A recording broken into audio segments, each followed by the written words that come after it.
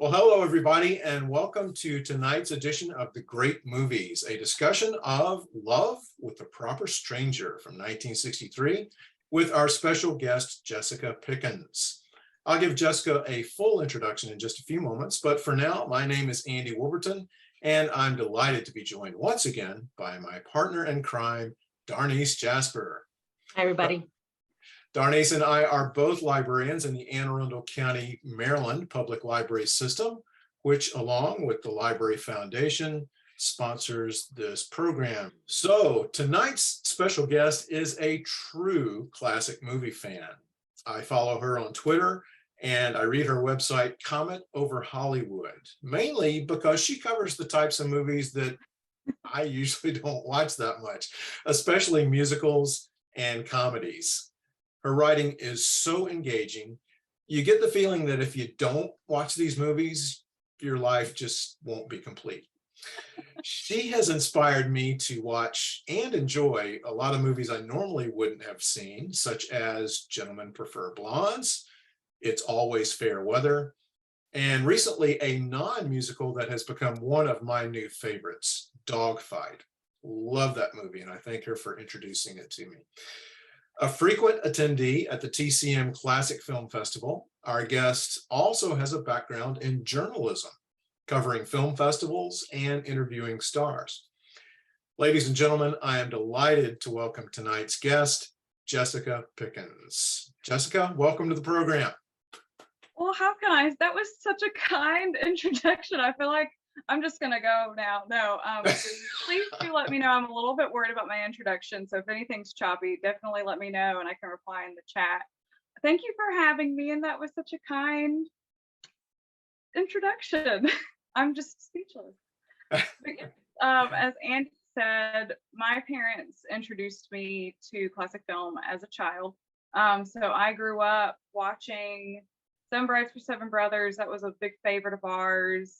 Philadelphia Story, all the Disney cartoons, but also the live action movies like Swiss Family Robinson and Pollyanna and Parent Trap.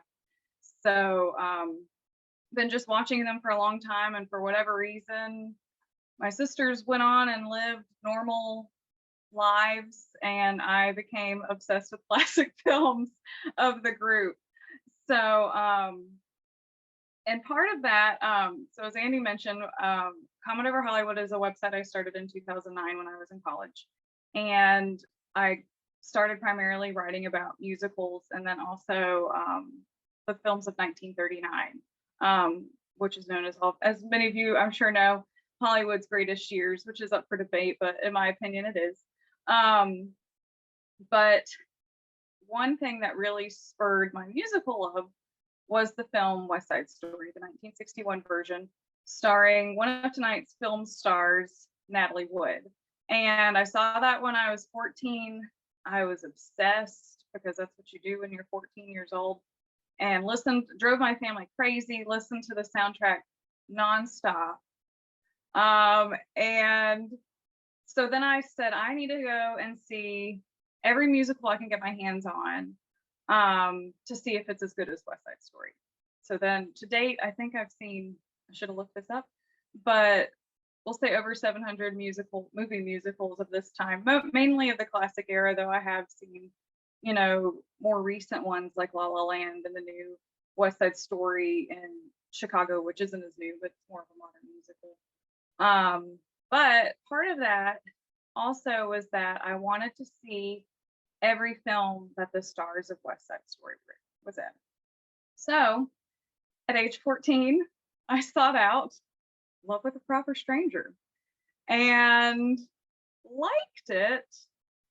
But when I saw it again 10 to 15 years later, when I was an adult, I thought, this is way over my head as a 8th grader, or however old I was when I was 14 years old, or whatever grade in school I was when I was 14. So unfortunately, when you're that age, you think you're going to watch these romantic films and they're going to fall in love and it's going to be hearts and flowers and rainbows and unicorns and it's just going to be great. Well, as you know, in this film, it's not. They kind of go backwards. You know, they had an intimate connection, which was, you know, obviously a result of a pregnancy. And they don't even really, they don't know each other. They don't necessarily like each other.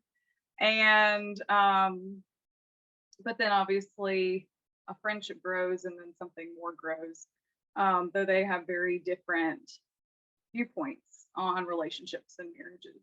So one thing that why I selected this film is because, you know, now that I understand it a little bit more than I did as a kid, I do really like it. I like that it's really an unconventional romance. And I think it's interesting. Steve McQueen said that it was a love story without any love scenes, and he compared it to Marty, the Ernest Borgnine film, which I thought was a really interesting comparison. And like, you know, it's very interesting between the two lead stars, Natalie Wood and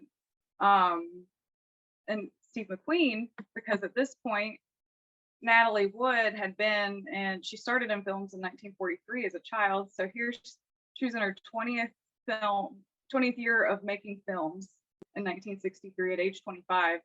And this was still quite early in Steve McQueen's career. So kind of that juxtaposition, but they were both very hot and, you know, at this time in 1963 in films. So also very interesting to me is that The Great Escape was also released this year. So definitely two opposite ends of the piano as far as film roles go. We get like tough motorcycle riding, sweatshirt wearing Steve McQueen in The Great Escape. And then here, he's just this guy who's really kind of a bum, you know? He doesn't, I think, well, hold on, I don't want to get ahead of myself. But, you know, and he obviously likes women. He has a live-in girlfriend with Edie Adams. He sleeps with this random young woman, Natalie Wood, and is kind of like, well, I don't really, what's people who get married might as well be dead. So just a really interesting performance for him, especially compared to the other films he released. But just a quick I know everybody watched the movie, but just a quick overview. Obviously, Natalie Wood and Steve McQueen had a one-night stand. She's pregnant. They discuss getting an abortion, which does not happen. She panics, and then her solution instead is she comes from a very controlling Italian family, as y'all all saw, and they've selected this real milk toast sweet guy for her to marry, Tom Bosley, as you all know from the dad from Happy Days. This was his first film role, and so they decide that they need to get married, and he's aware that she's pregnant and he's willing to be the father, though also says, but maybe you could tell them it's my child. And then obviously Steve McQueen really he realizes like this girl's kind of special and, you know, I want to make this work. So really an interesting, pretty controversial film for the time too, because of that near abortion scene, which Natalie Wood said was improvised. She was just told to act hysterical, and she and Steve McQueen worked out that scene together, where she's screaming and he like has to calm her down, and then she starts crying. So that was all kind of improvised between the two of them. But to go off of that also, with how this is kind of unconventional, and it was a controversial because that abortion topic.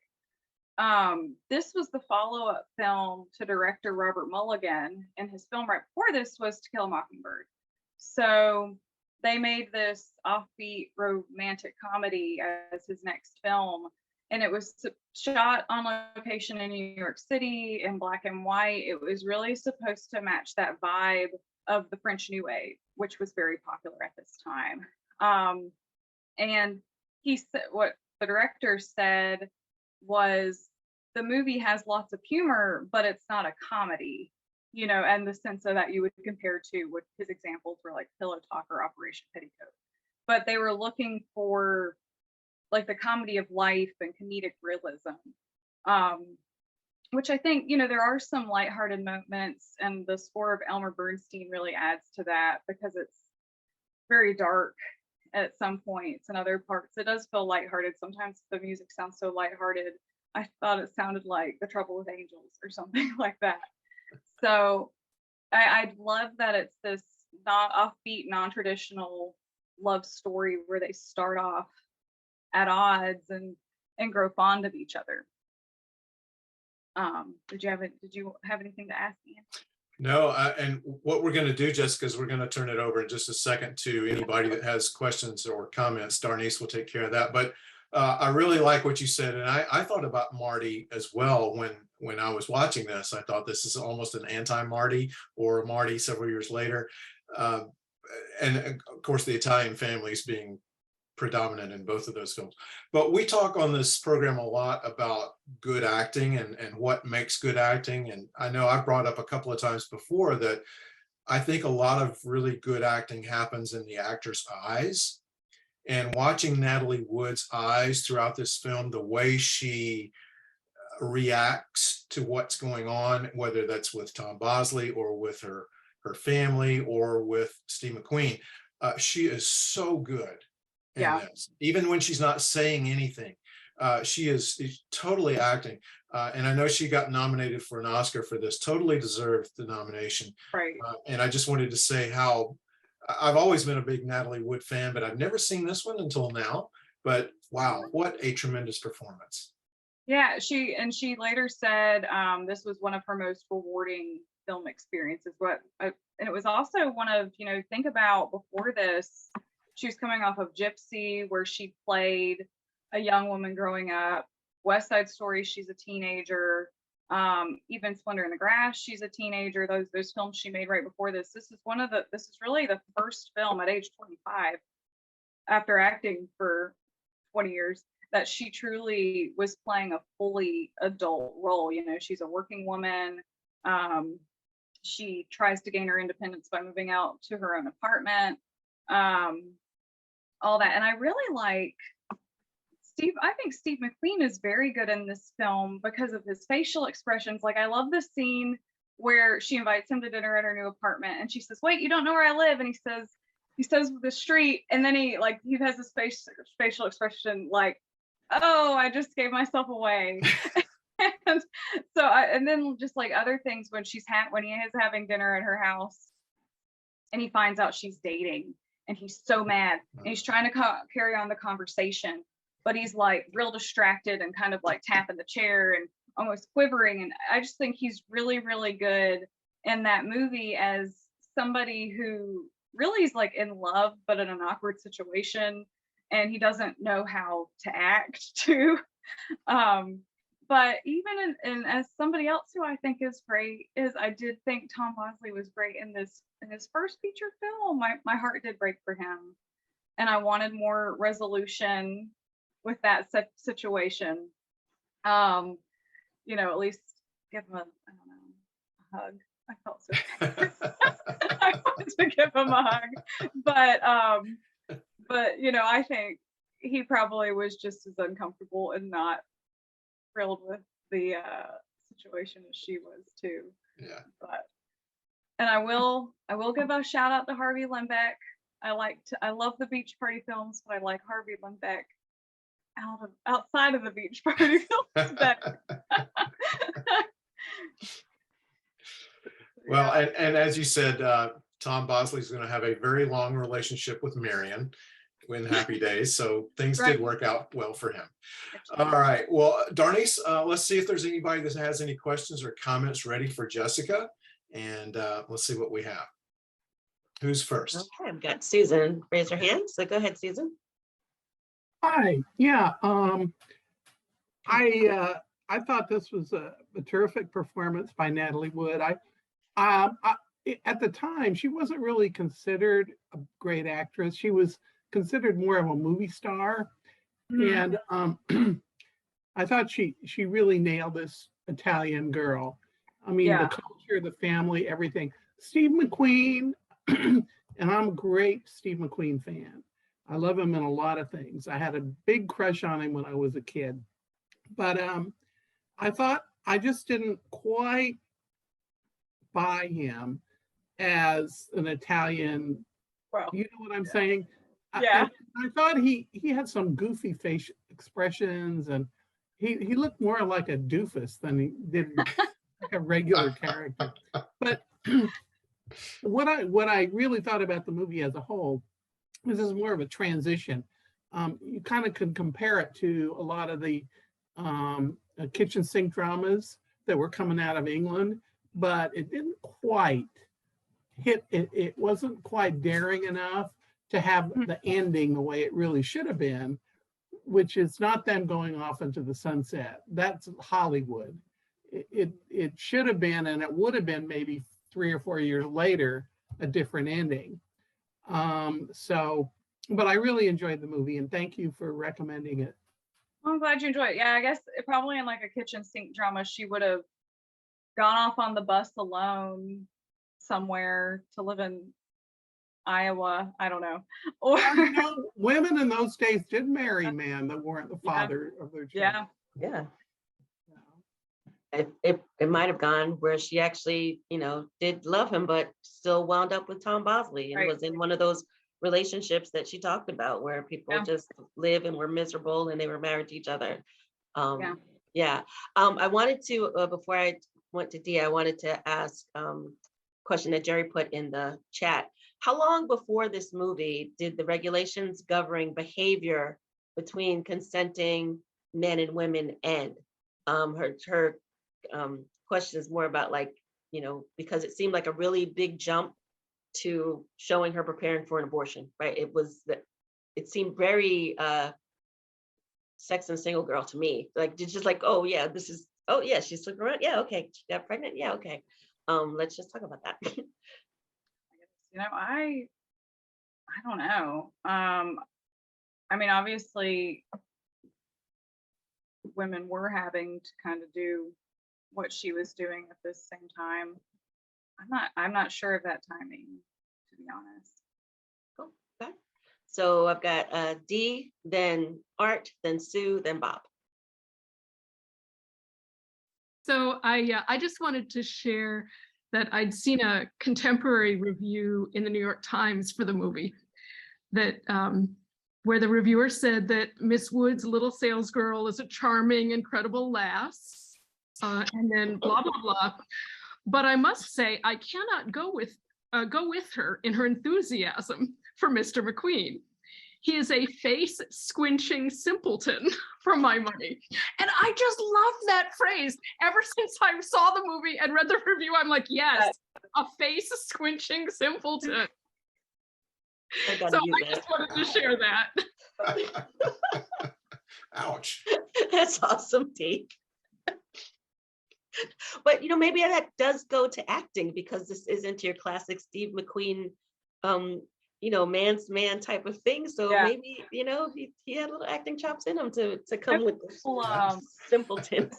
His movie, The Honeymoon Machine, which was a few years before this, I know a lot of people just said all he did was make funny faces in that movie. But I like that one too, because it's just fun.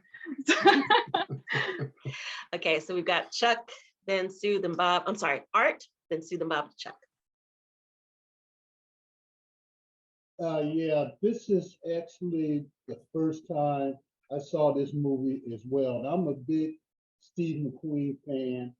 And even though it's not the typical Steve McQueen film that I'm used to watching, I enjoyed it. And I really enjoyed the on-screen chemistry between him and Natalie Wood. Yeah. And just so sad that less than 20 years after this movie is made, both of them are gone. I know. And it's amazing. And the thing is, they were so young when it happened. The thing is that I thought the subject matter was a little strong from that era. I was surprised they got away with it as much as they did, considering, you know, Hollywood was still under the code, even though they were gradually picking away at it, you know? And I thought how they were able to handle that was so well, but the scene that really got to me was the scene when they went up to that dingy apartment for the abortion. And the performance of both of them in that scene, that Right. really set the tone for the movie for me. Yeah. You know, that made the movie a keeper for me. Like I said, it was the first time I saw it earlier today. It won't be the last. Oh, good. And I really like Tom Bosley in his debut. I thought, you know, I like the comparison between when he was visiting her family, he was clumsy. And then when she visits his family, she's the same way. Yeah, that's a great observation. Yeah. And, but overall, I thought it was a great movie. And I like the comparison someone made to the kitchen sink dramas in England. But probably if it was like that, it probably would have ended sort of like Georgie Girl. If any of you seen that movie. Yeah, yeah. I like Yeah. George a lot. I think So, you're right. But overall, I thought it was a great movie, and I would recommend it to people. Great. Thanks, Art. Thanks, Art. Sue?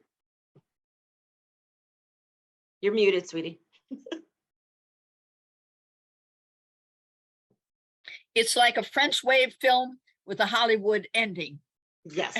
And and I as it was going on, I'm going like, boy, they really tacked that one on, you know, at the end. But what I liked was Natalie Wood and this different side of Steve McQueen that I've seen. I also liked the chemistry between them. And while it may have been romantic, but it was really more a real actor to actor interaction. And I thought they were really playing off each other and developing the number of the scenes, which really had a lot of verve to it. And I like the one line he says when all of a sudden he finds out she has brothers and he goes, brothers? But it was a dramedy.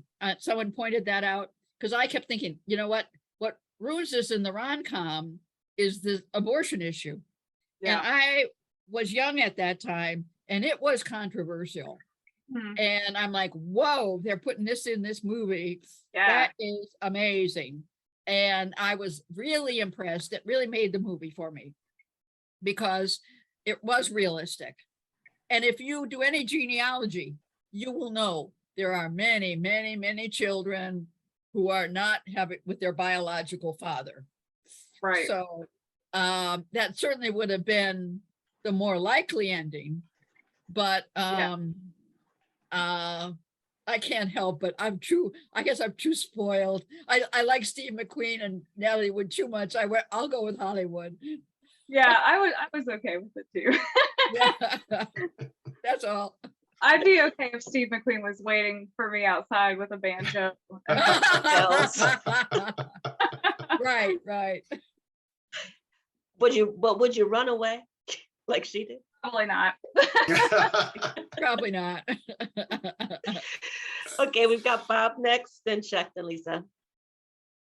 I'm gonna feel like Captain Bring down here.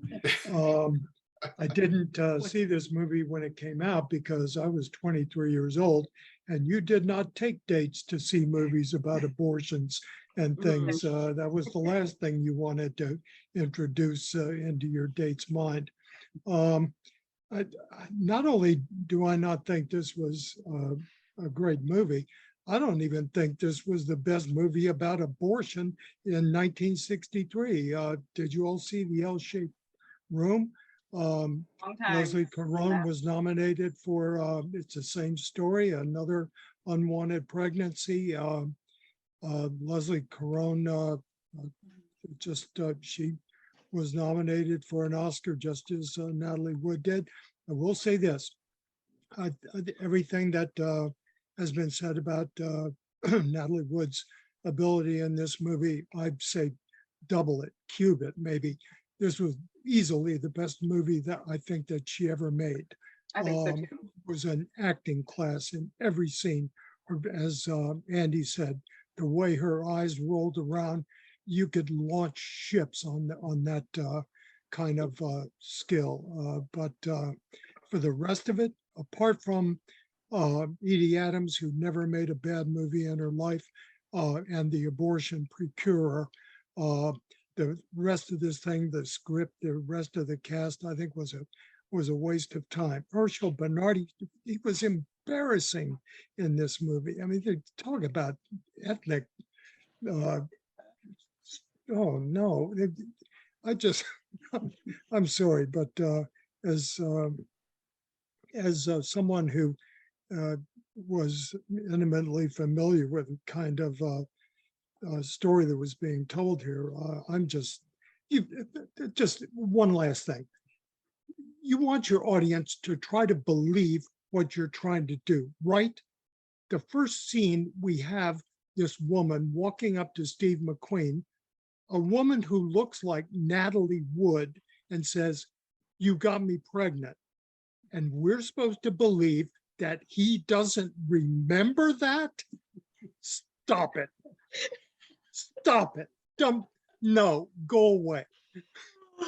I love it. I love Bob. I do wish Edie Adams had more screen time, and I just love at the beginning how she's talking about eat your protein. You need to eat your protein because I don't know. I just thought that I thought it was funny. Awesome. I love it, Bob. Thanks so much.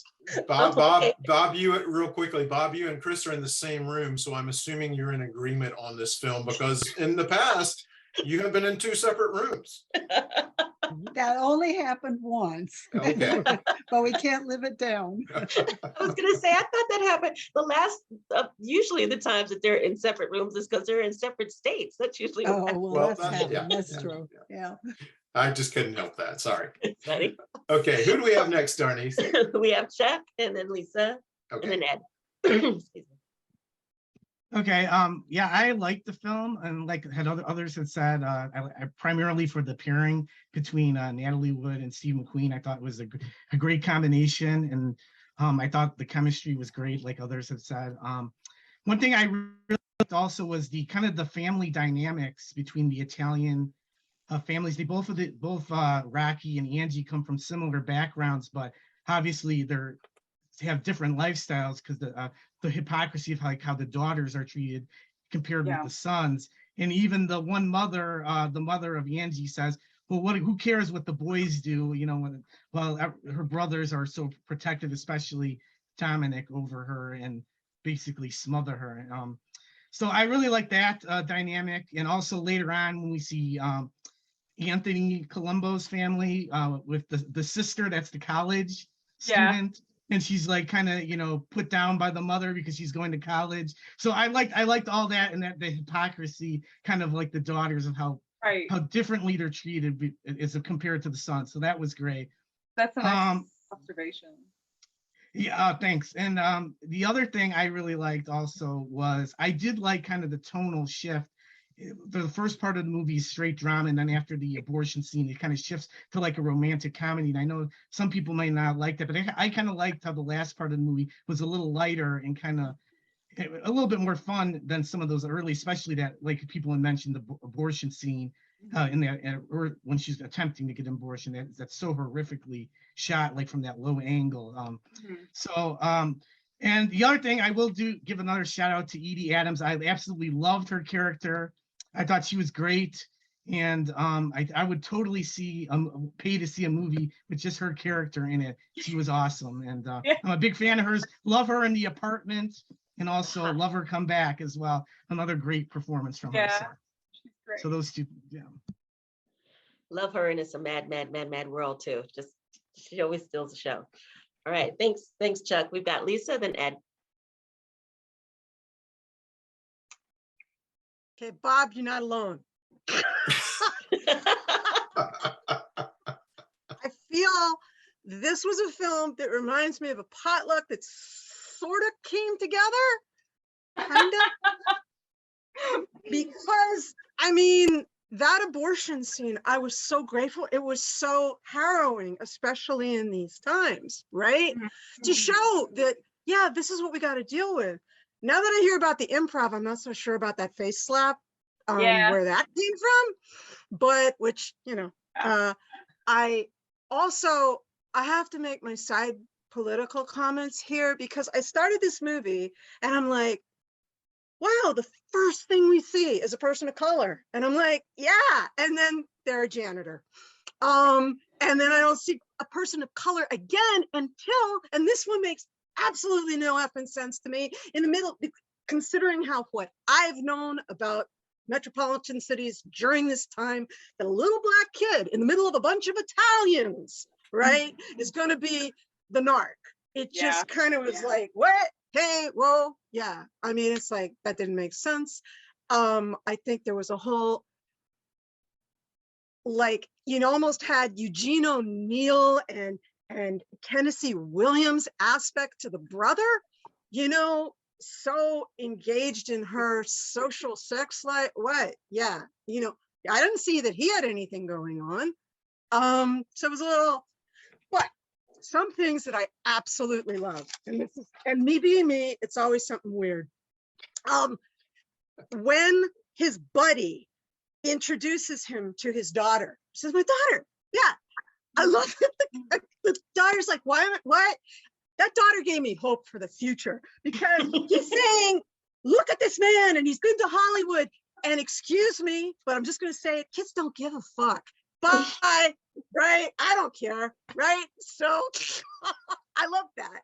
I thought it got confused. I think it was like, it was starting to go into a comedy that didn't make sense. It had a possibility there. And I like what Art said about Georgie Girl, which is like a woman making a decision. And I think the reason it was so close, though, and maybe is in Steve McQueen's favor, is that he said, I've gotten a job, right? Alan Bates was kind of like, I love you. Life is just wonderful.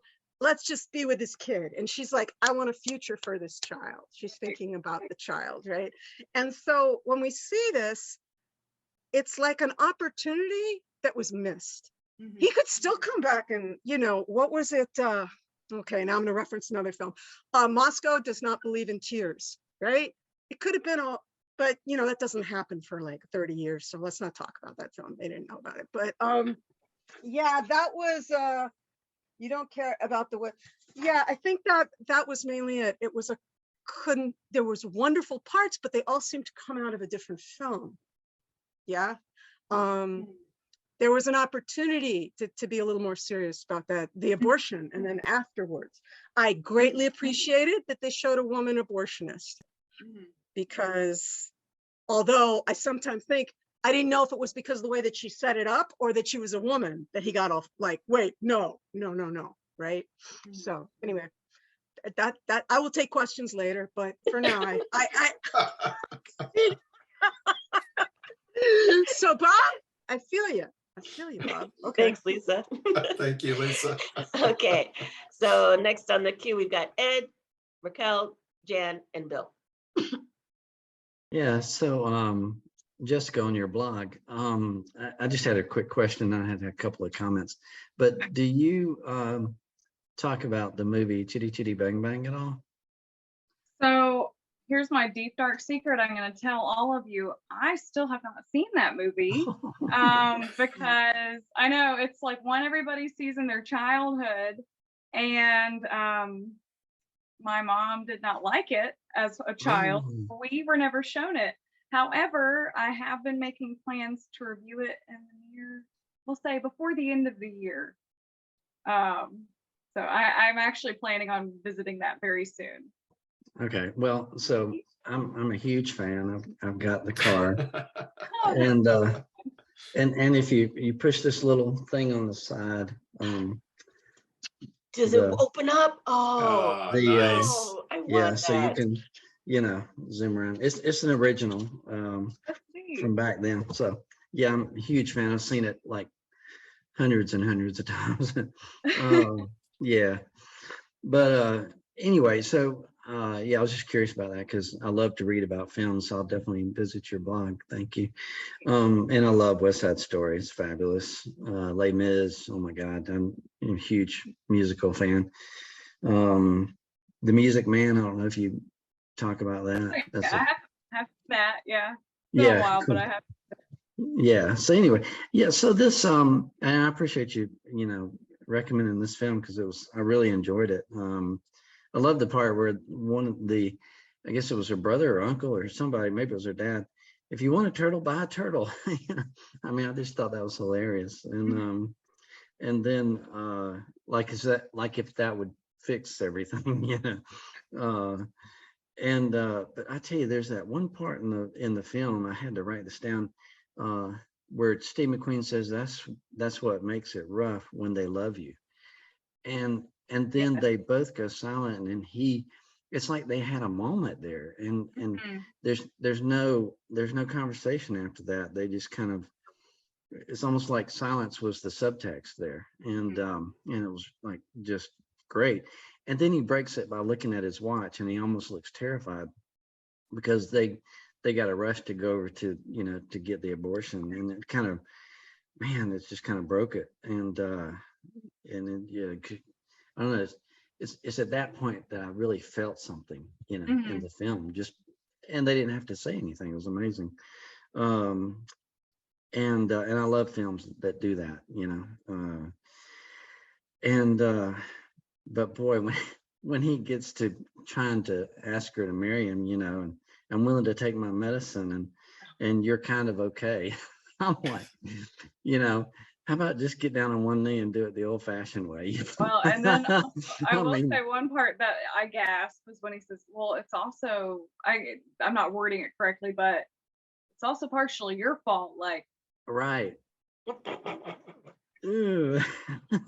But that line you mentioned about it makes it rough when they love you, with what Chuck was saying about the family dynamics, I was thinking about that line too, about they both share kind of that common denominator because they're treated very differently with their families, but because of being a male and a female, but they have that, I think they both feel like there's the strings attached to them from their families as well.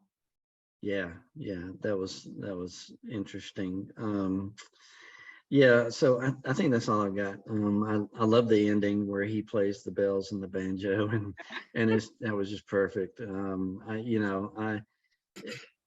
I tear up watching shows, my wife just, are you crying? And I was like, I love love, I mean, I cried during everything. I really do. The Turner Classic Movies Film Festival, Raquel might have been there. I'm not sure if she was at the screen. I saw National Velvet, and it's just sometimes when you see a movie on the big screen, you get really emotional. A dog walked on screen, and I was like, crying. I was like, what is the problem?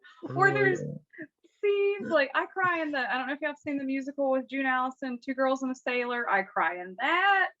I'm a crier when it comes to movies. Oh yeah, and Les Mis, when I see the musical or the stage presentation and Bring Him Home, it gets me every time. Anyway, that's all I got. Thank you for recommending this again. That's awesome. Thanks, Thank Ed. you, Ed.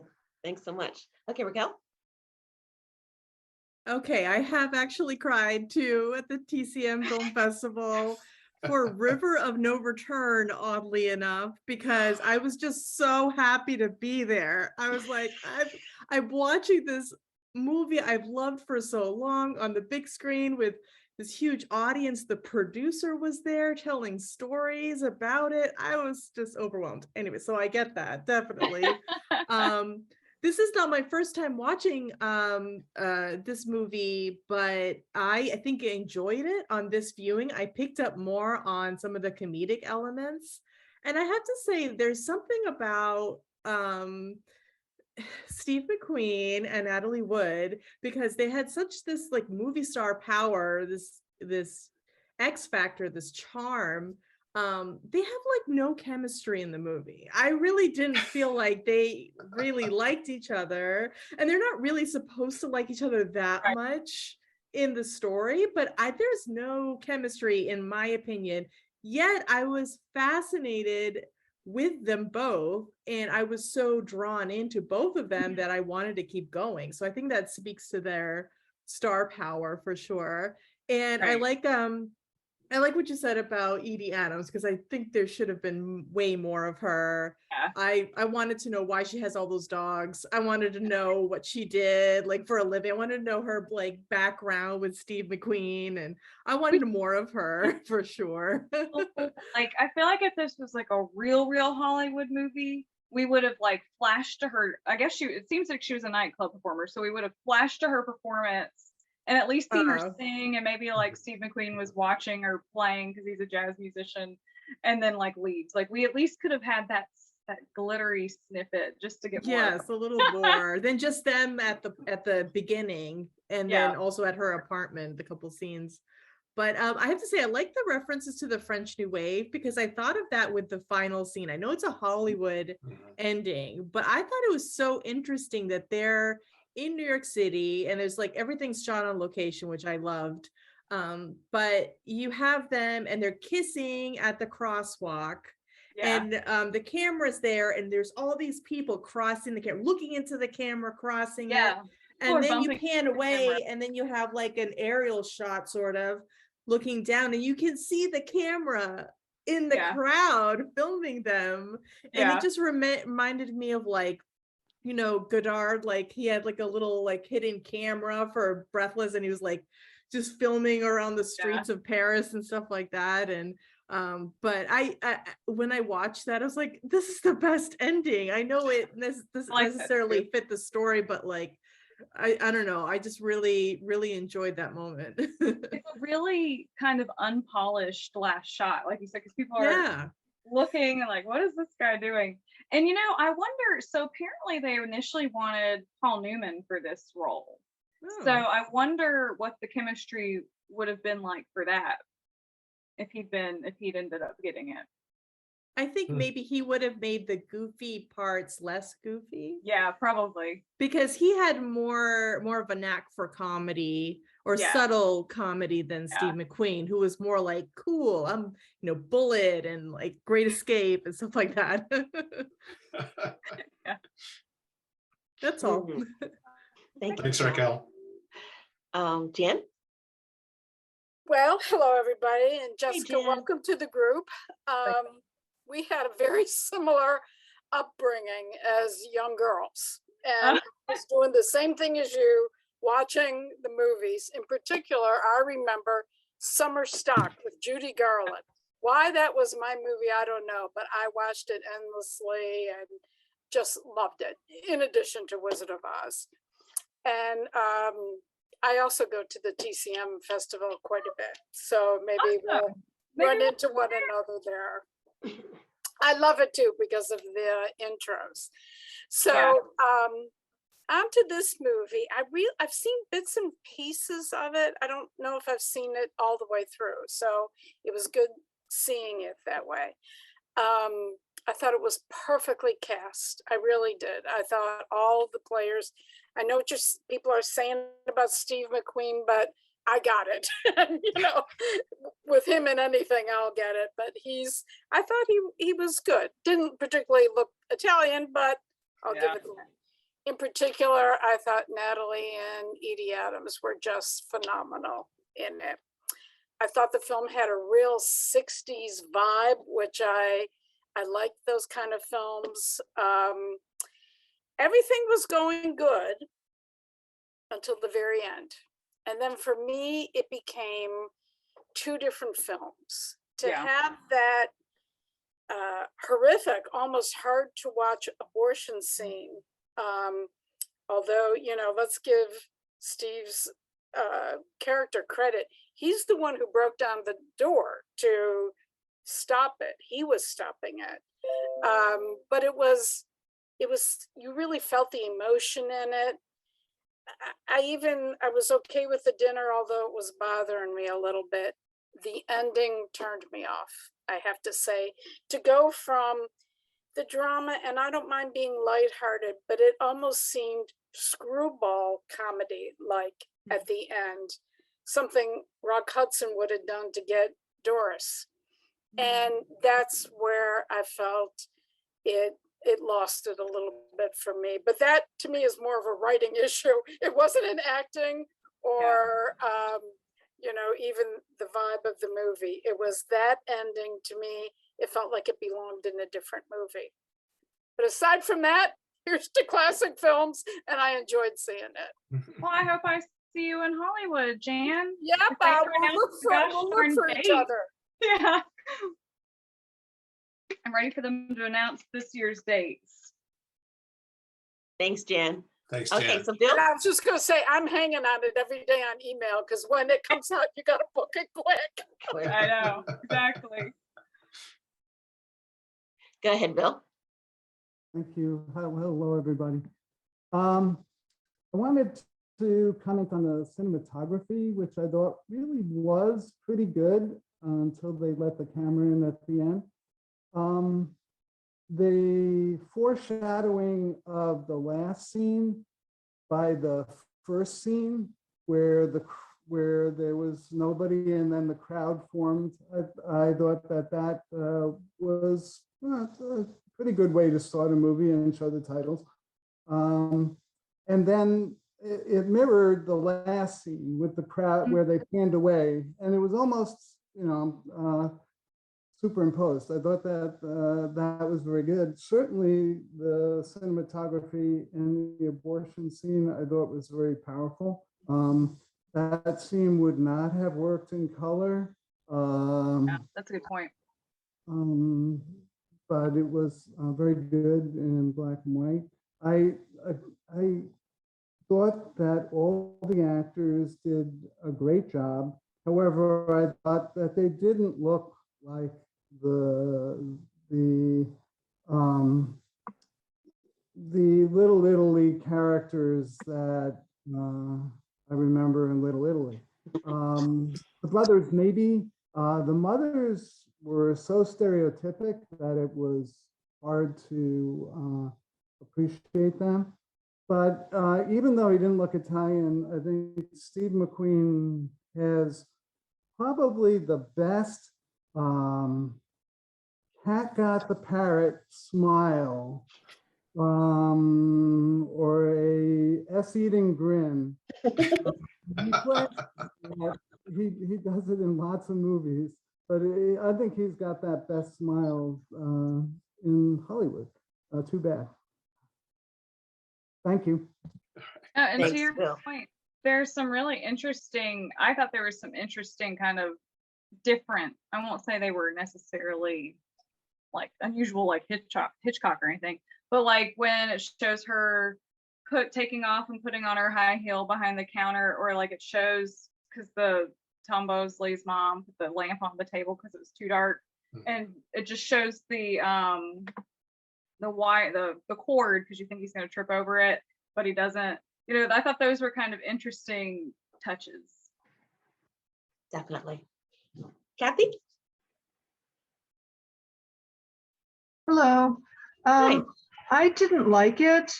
I liked the performances somewhat between the two main actors, but I thought the film itself, I honestly don't know who produced it or wrote it, but I thought it was stiff and it was unbelievable. You would need too much willing suspension of disbelief. And it just seemed too contrived.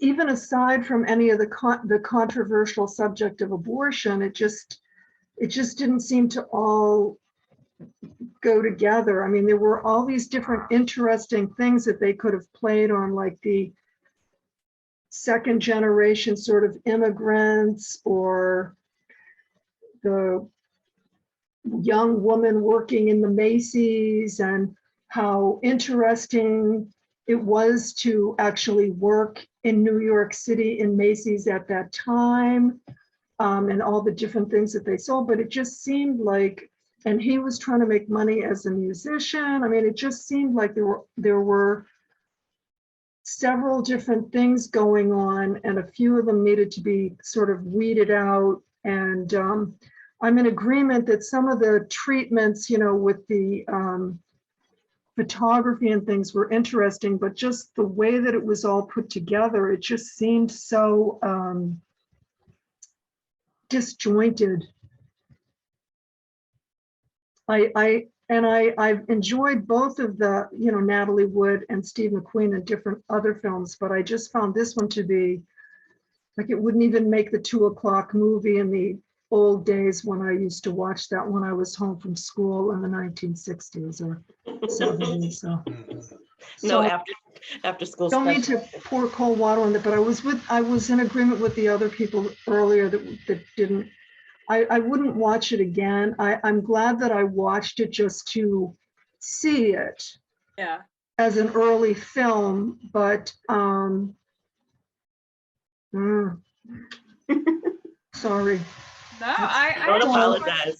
think we don't focus a whole lot on their back jobs. Like, he's a musician, but we never see him play. But part of me just thought that didn't matter. We made him a musician because it was just to show he didn't have a stable job. We didn't need to see his saxophone prowess or whatever he played. I don't know. That was my viewpoint of that aspect of it, at least. I'm going to jump in here because I often don't try to say that I don't like movies when we do this until I hear other people agree. And a lot of the point, several people have made this point. The writing was not great. The plot had some holes and it really seemed jumbled together. And the reason that I stayed with it was because of the performances. So, kudos to it. And maybe that's also why Natalie Wood got that Oscar the nomination, because she had very little to work with, but still gave such a tremendous performance. I didn't think that the ending worked at all. When Jan said it was like a Rock Hudson movie, I was like, that's it. That's exactly it. It was too I couldn't take it, because I thought, to me, the scene at her apartment where he tried to propose and she told him to go away and she was crying at the end. If the movie had ended there, I would have been golden. Right? Or if it was like a little thing afterwards that talked about how she moved on and moved her life and he was still pining for her or whatever, or was in a club somewhere playing a song that was, dedicated to her, or, to me, I think that would have been a better way to end it. But that Hollywood ending of, okay, I'm going to run away and then you're going to forcibly grab me and kiss me forever. That's how I'm going to win you back. And it just didn't work for me. But again, the movie itself I'd seen it bits and pieces before, watched it all again last week, and then watched it again because, if anything, this group has made me realize that there are a lot of different pieces to a film that are really important. Like, Bill mentioning the scene being in black and white, like some things were really great. And I look back at the cinematography of it and I look back at the thing, and I don't know if you noticed it, but when the film opened, she was sitting in a chair at the front of the stage and people were walking past her, not saying anything. And she was there in that spotlight. I noticed that from the beginning. Well, the second time I watched it, that was her waiting for him. And that to me made a bigger difference in the film to me about, just her desperation, but also, how could you not know who Natalie Wood was? How could you not know that you slept with Natalie Wood? Come on. I mean, I know you're Steve McQueen, and I know you've got beautiful taste in women, and you've been around with a whole bunch of people, and as Edie said, you're a sex maniac. To me, it just seemed like there were a lot of unplausibilities in this film that made it hard. How do you cheat on Edie Adams? What? How do you cheat on Edie Adams, Well, that's true, but also, it also made me wonder if, for the first 15 minutes of the movie, was he actually the father? It was so unbelievable that he didn't remember any of this stuff, and that maybe she was walking up on him and trying to get him because of some other reason. And it was, it was just a little strange. I see your hand, Jan. So I'm going to stop because I'm a No, actually, I agree. I think it would have been really interesting if it ended with him like banging on the door and saying, "Open up," and then her just crying, and then. And then you know that it was like, it could have been love with a proper stranger, but it wasn't a proper love with a stranger. Oh, About that. I like it. Okay. All right, so Lisa, Raquel, and Jan. I'm sorry, I got you. An irregular love with someone I semi-know. I Yes, don't know if exactly. that's gonna fit on the marquee. Oh, if you can have a man that goes up and down the mountain, there's been long movie Okay. titles over there, right? So Okay. Yeah, I had to come back about Edie Adams because this woman is from another planet. I wanted the movie to be really all about her. It makes no sense. And where does Steve McQueen actually live? Okay. He's like, oh, that Moxie. I wrote that down. Right. I'm gonna bring my pregnant other one and let her sleep in your apartment without your permission. I mean, and then she shows up and just like, oh, okay. She rolls with it. She's from a French film for sure, but especially with all the dogs and the protein. But yeah, I just had to mention that. That was also what made it, maybe that was supposed to make it, I don't know what it was supposed to do. I really don't. It just made it a little more confusing. I mean, I kept trying to say maybe they're brother and sister. Yeah. No. Maybe it's that kind of film, but It's no. not Okay. Game of Thrones. I think it was to make him seem even more disreputable. Okay. All right, I'm out. Thanks, Lisa. Okay, do Raquel, we then have Jan. Raquel's next? Okay. Yep. And then I Jan. just wanted to add that if you had this movie not end with Steve McQueen and Natalie Wood getting together in a happy ending, there would have been riots in the street. These were like two major stars. And I know like it's not a satisfying ending for the story, but there were so many movies like that where they just had to wrap up the movie, put a bow on it, and call it a day, because otherwise like you'd have really unhappy studio moguls and also audience members, I think. So I feel like when I watch stuff like this and the ending really doesn't make sense, I have to think it would have not made sense for the time if it had gone a different direction.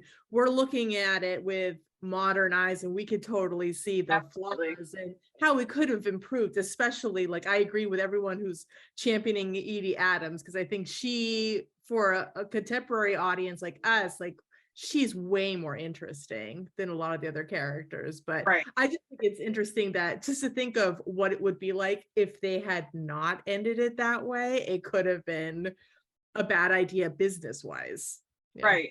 I mean, you're 100% right, because this movie did do incredibly well at the time, and in studio era, code era, Hays Code era Hollywood, there were, now if this was released in 1969 or 19 and beyond, absolutely, I think the ending, they probably wouldn't, if this had been 1972 or whatever, they wouldn't have ended up together.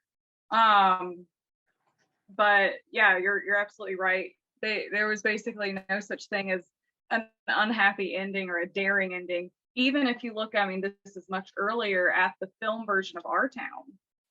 I don't know if y'all have seen that, but in the play and the movie, we have a much, much different ending with our female lead. And I'll just say that because I don't want to spoil it for anybody who hasn't seen it. But you know, there was always going to be that most usually happy ending. Definitely. Jan, okay. There you go. Well, Raquel, I do agree with you. They had to end it with them together. And that didn't bother me. It was the screwball nature of the sign and the crowd. And even if he came up to her at the counter in Macy's, somehow I would have been okay. It was the screwball nature that really got to me. And I just wanted to throw out, because I thought this before, I'm just throwing this out for consideration. Could Steve McQueen's character been pretending not to remember her? It had only could have been too much. She was as skinny as a rail, right? She wasn't showing her pregnancy. So maybe, I mean, unless he's so drunk and so out of it, but maybe that was just his little schmuck nature to deny it. He came around fairly quickly.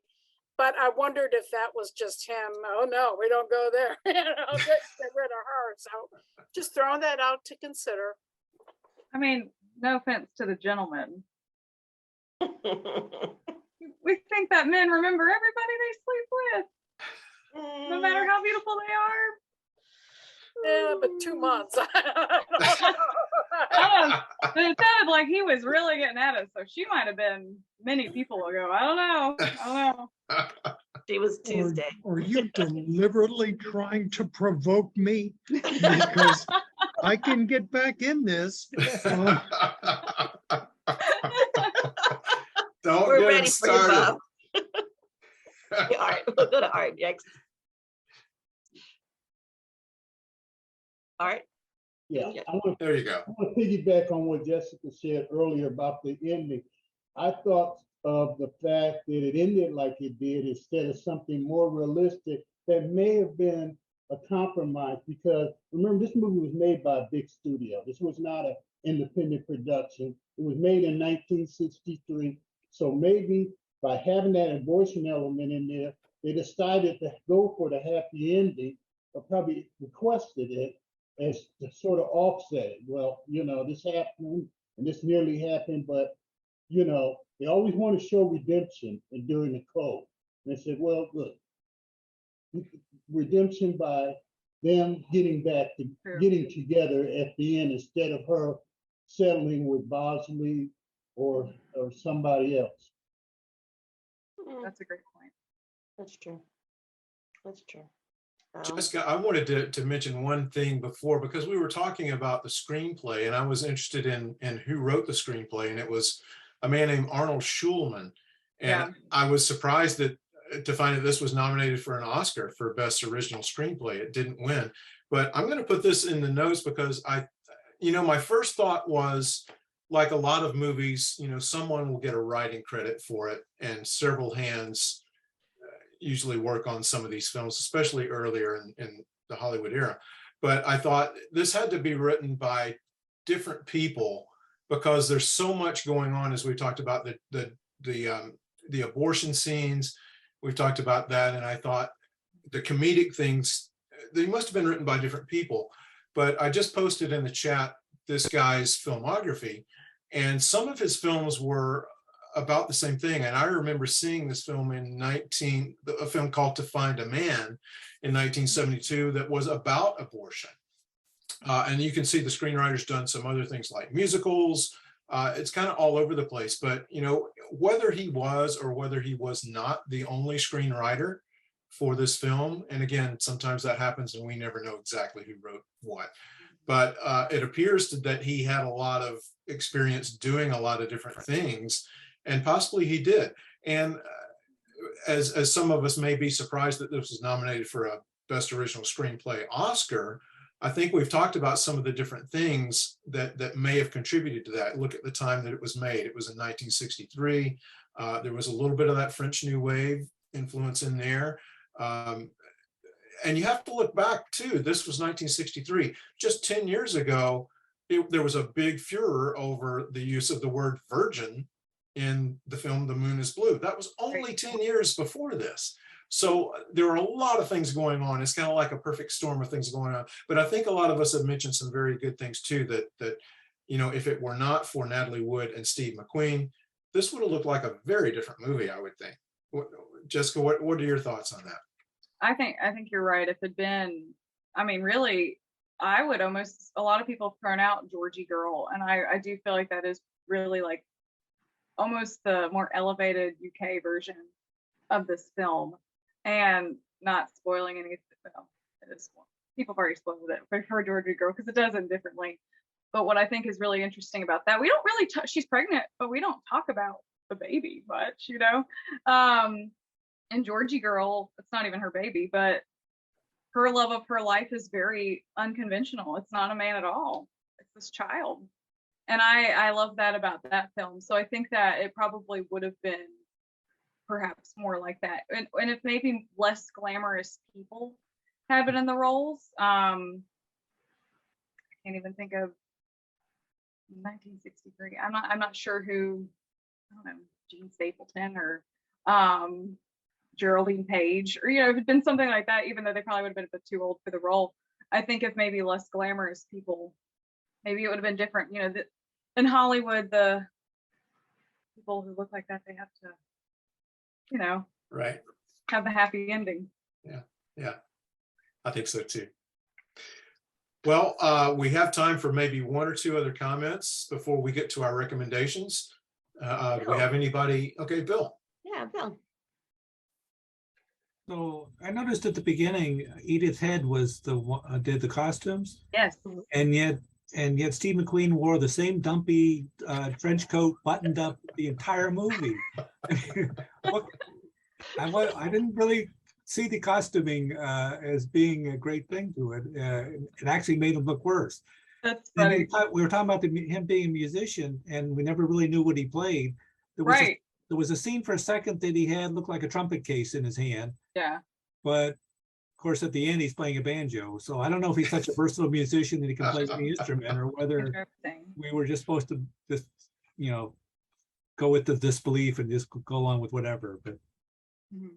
That's a great point about Edith Head, because that was one in the review at the time that they were saying, well, she's supposed to be this girl who works at Macy's basically, but she's dressed in these beautiful Edith Head costumes. And it was the first time Edith Head had costumed Natalie Wood. So then she went on to ask for her later on. Awesome. Thank you. Bill, I see your hand up. I have a question for Jessica. So I think a lot of people's criticisms of the film is that it was disjointed. I got the impression that there were multiple scenes that may have been cut that would have helped us with the understanding of this film. That's a good point. Were there a bunch of scenes that were written and then cut out? Because, there were some jumps in time and jumps in attitude, and that just didn't make sense. And I think that's why I felt it was disjointed. That's a good point. I don't know. I'd have to do some more research on that. Maybe there's an early script treatment floating around somewhere that we could see. I'm not sure, but that would make sense. A lot of times you never know what ends up on the cutting room floor to make it shorter. Well, Jessica, we have one from Debbie. And Yep, Debbie, sorry. There we go. Well, I really like this movie a lot. And this is the first time I've ever seen it. And I have to say, I write screenplays. So the question for me is always, who's the protagonist? And for me, it was the Natalie Wood character. I thought Angie really drove this movie. I mean, she was making the decisions. I mean, all these guys are trying to tell her how to live. And she finally just says, look, shut up, sit down, and I'm going to tell you what I want. I want to live my life the way I want to live it. And I thought that was extraordinary for 1963. Absolutely. Yeah. And then the other thing I loved just the silences, so much expressed in their faces, so much that it was just extraordinary just to watch the two of them. And the other thing that struck me are scenes like the one where he's arranging the abortion, where they meet and it's nothing but silence and sounds. And then the car comes up, and then it's almost like there's a drug deal going down or something. And it's like, the thought that crossed my mind was, in light of what's happened with Roe v. Wade, I have to bring this up. Do we really want to go back to this? This is the way it's. I was thinking the same thing when I watched it. Yeah. Or very thoughts. And it's just, wow. I mean, I thought it was an extraordinary film. I loved it. So, yeah, I would love to see it again. The fact that Natalie Wood was in those first shots, to me, seals her as the protagonist, as far as I'm concerned. Yeah.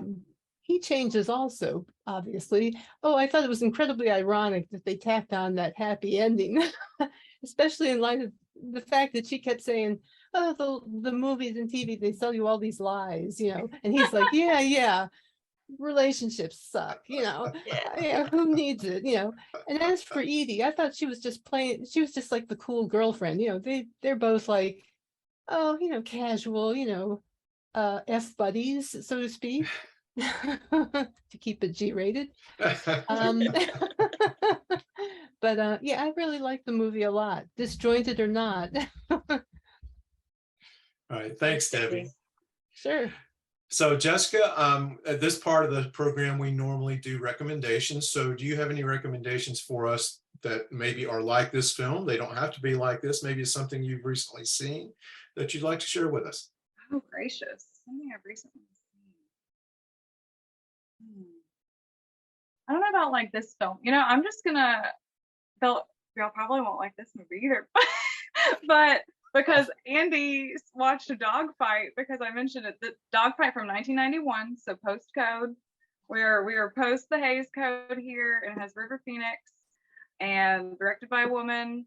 I discovered it during the At Home 2021 Turner Classic Movie Film Festival, and I watched it 7 times in 2021. For whatever reason, if I was feeling down, it's just what I went to, and it's not even necessarily a happy movie. It's just one of those that felt like a comfort film or maybe it just helped me feel more sad. I don't know. But I watched it a lot, and that's what I would recommend. There you go. All right, I would recommend it as well. In fact, as I said in the introduction, I learned about the film from Jessica. I watched it, and you're talking about crying at movies, and I do that more than probably most guys do, but boy, it just had me. It grabbed me, and it really did shake me up. It was such a great movie, so do check that out. Dogfight from 1991. Okay, does anyone else have recommendations, either like Love with a Proper Stranger or unlike it? Susan and Art have their hands up, so go ahead. Yeah, a couple I'd like to recommend. Neither one of them are exactly like this movie, but one is called The Tao of Steve. And it's an independent movie, also directed by a woman, probably, I'm thinking the early 90s, but it's about a slacker that lives in Albuquerque that idolizes all these tough guy movie stars named Steve, and of course Steve McQueen being one of them. It's a really nice little independent movie. If you have had a chance to find it somewhere, it's Tao, D-A-O of Steve. And it does have some similarities, male and female roles, how to act, assume your male responsibilities, that kind of thing. And my second recommendation is my favorite Steve McQueen movie, The Sand Pebbles. It's pretty long, but I think it's probably the best movie he's ever carried by himself. Thank you, Susan. Awesome. Art? Yeah, on the subject of Dogfight, I saw it too, and I liked it a lot. But I want to talk about the movie that got me to watching Dogfight. I became a big fan of Lily Taylor after watching a movie called I Shot Andy Warhol. And I thought her performance in that was superb. And then I had to watch everything with Lily in it that I could get my hands on. And one of the movies that I got to watch was Dogfight. But just like Jessica recommends Dogfight, I also recommend her and I Shot Andy Warhol, as well as Arizona Dream with Johnny Depp, Faye Dunaway, and Jerry Lewis. Those are some good. Oh, very cool, Art. Thanks. Awesome. Okay, so got Raquel, Dee, Ed, Lisa, Jan. So when I was watching Love with a Proper Stranger, I remembered a movie I had saw earlier this year at Sundance called Call Jane. In fact, 2 movies came out about the same subject, pro Roe versus Wade. There was this underground network of women called Jane. They call themselves Janes, and they helped arrange abortions for women in really desperate situations. And Call Jane is the fictional story. There's also a fictional telling of it, and then there's also The Janes, which is a documentary. I think the documentary, I haven't seen it yet, but it's on HBO Max. But the fictional movie Call Jane has Sigourney Weaver and Elizabeth Banks, and I really enjoyed it. I actually learned so much. Even though it's fictional, it's completely based on real women. And I know it's coming out next month in theaters, but if you can like catch that one, I thought it was really well done. And if you don't want to watch a fictional one, then I think HBO Max has the documentary. Cool. Thank you, Rocco. Awesome. Thank you. Okay, Dee. So Yeah. Go ahead. Sorry. this recommendation is a little bit far out, but and it's not at all a kind of movie genre that I usually would watch.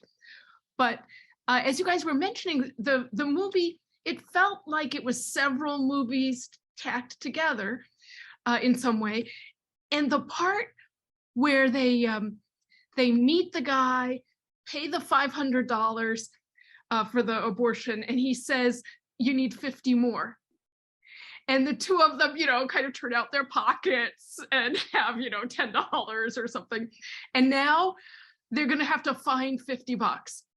And just for a few minutes there, it felt like a road movie. They get on the bus. Where are they going? Who are they going to ask for money? And so my recommendation is Harold and Kumar Go to White. I did not see that coming. I didn't either. Oh, wow. I love it. That's fantastic.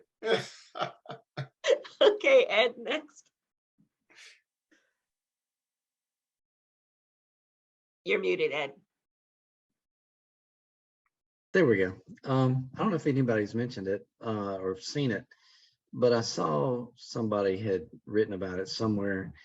A movie called Paris, Texas. I don't know if that's worth watching or if it's any good. So, yeah. I think it is. Okay. Thank you. Sorry, Lisa.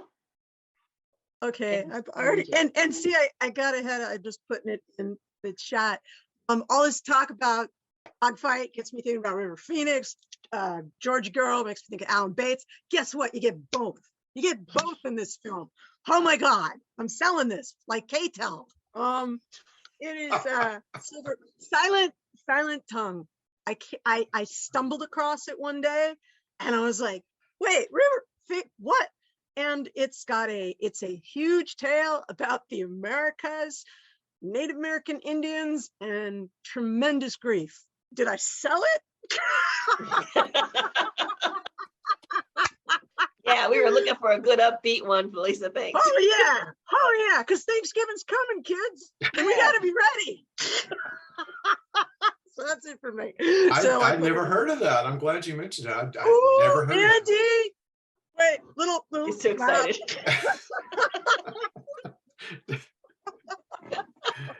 I am going to check that out. Oh, I want to hear from you, Mr. Andy. I would like to see a diorama, please. Okay. You and your dioramas. Me and my dioramas. You want a diorama for Eddie Coyle? You laugh and mock, but I tell you, people That was care. awesome. Okay, Jan, go ahead. Well, these are coming from left field, and the first one, but they're both done in the 60s and sort of kind of romance, although one's a darker side. One is the Apartment, which I'm sure you all is from about the same time period. And then I got TCM Festival on the brain, and this last April I had seen the movie The Hustler. I went to see it again because Piper Laurie introduced it, and that was just a thrill. But it's about the same year, might be a few years earlier, black and white, kind of that whole 60 vibes is where I am. Nothing to do with abortion or anything like that, but more that genre of that age, those two movies. Good. Thanks, Jen. All right. Is that The Hustler with Paul Newman? That one? Yeah, great. Anyone else with recommendations? Debbie? Actually, all this talk of like flackers and so forth just made me think of a movie that I've seen a lot, it's been a long time, 1,000 Clowns with Jason Robards. Yeah. It also has a kind of grim feel, that whole New York anonymous with the crowd feel, and a guy who doesn't want to go to this job that he hates. But I love that movie, and I love Jason Robards. And I think it was Barbara, who is it? Barbara somebody who played opposite him. I can't think of her name. That's it. Yeah, Barbara Harris. Barbara Harris. Barbara Harris. Yeah. Yeah, good movie though. Okay. All right. Any other recommendations? All right. I would very much like to thank Jessica for joining us tonight, being our special guest. Jessica, thank you so much. Thank you for having me. It was a pleasure. And let us know, can you tell us what you're working on now and where we can find you? What am I working on now? I had to take a little bit of a break. I'm working, so I try to write ahead just to keep up with everything. I'm already working on some of my holiday pieces. So working on Musical Mondays for the holidays. I've been doing Musical Monday features since 2013, so I've already run out of a lot of those standard Holiday Inn, White Christmas, blah, blah, blah. So this year I'm doing a little bit more of a fairy tale, children's focused feel for December. So that's where Chitty Chitty Bang Bang will come in. I'll be seeing that for the first time very soon. And honestly, I have a lot of stuff already written. So and in November, I try to do a lot of things that align with like Veterans Day. So writing about the Van Johnson piece, like No Love, No Leave, which is sort of a musical. If it has enough songs, I decide it's a musical. If it has 3 or 4, there we go. So that's what I'm currently working on now. And I do write along with Raquel for TCM. So we'll have more coming soon. Just wrote about Joan Collins, Dame Joan Collins, for the feature they did the other night on her. So that was a real pleasure because I'm a big fan. Okay. And I know you're on Twitter, but how can we find you there or any other places on social media? Yes. So the website is Comet Over Hollywood, COMET Over Hollywood. I stole it from a Kay Francis movie, Comet Over Broadway. And on Twitter and pretty much everywhere else, it's Hollywood Comet. Okay, great. Great. Well, we look forward to keeping up with what you're writing about, what you're tweeting about, and what you're watching. And can't wait to see that Chitty Chitty Bang Bang review. I think we're all going to be looking for that. So it'll be sometime in December. All right. All right. Well, thank you again, Jessica. It's been a pleasure, and we've had a great time with you. And I hope you've enjoyed it too. I've appreciated everybody's insights. Film is a journey. We all have different opinions, and life would be very boring if we all thought the same thing. That is absolutely true. Perfect tagline. Thank you. It is a perfect tagline. All right, well, everybody, thank you all for joining us, and I hope to see you next time. And everybody take care, be safe, enjoy this cooler weather. And before you go, if you have a chance to give some feedback about the program, we would greatly appreciate it. Going to put something in the link, a link in the chat. Hopefully this is the one that's right, because each time I put this in here, it always leads to something wrong. But we'd love to hear your feedback about this program, if suggestions about other things you'd like us to do. Just give us feedback. We love chatting with you, and see you next time. Yeah. Thanks again, everybody. And bye. Night.